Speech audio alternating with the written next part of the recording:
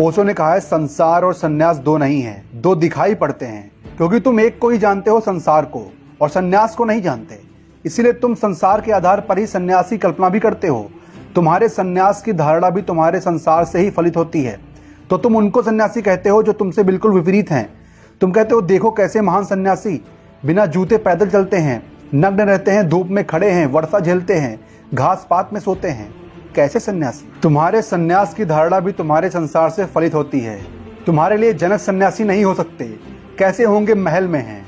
तुम्हारे लिए कृष्ण सन्यासी नहीं हो सकते, कैसे होंगे मोर मुकुट बांधे खड़े हैं, बांसुरी बजा रहे हैं।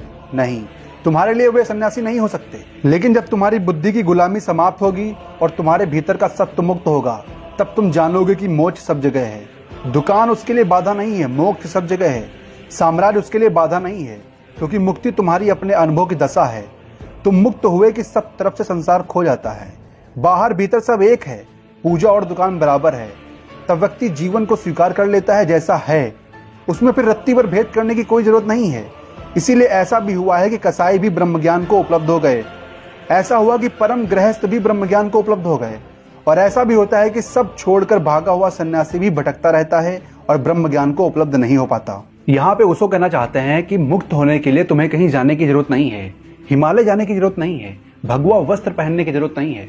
तुम जहां हो, जैसे भी हो, जो काम कर रहे हो, उस काम को करते हुए तुम मुक्त हो सकते हो। आपको पता है कबीर दास जी कपड़ा बुनते रहे, जुलाहे थे, जुलाहे बने रहे। शिष्यों ने बहुत बार कहा कि अब यह शोभा नहीं देता कि आप कपड़ा बुनो, कि आप बाजार बेचने जाओ, आप गृहस्थ नहीं हो। कबीर हंसते हुए कहते सभी उसी का खेल है, बाहर और भीतर एक है। जिस दिन तुम ये जान गए कि बाहर भी वही है, भीतर भी वही है, उस दिन तुम्हें कहीं जाने की जरूरत नहीं है। तुम जो काम कर रहे हो, तुम जैसे भी हो, जहां भी हो, गृहस्थ हो, तुम कुछ भी हो, तुम मुक्त हो जाओगे।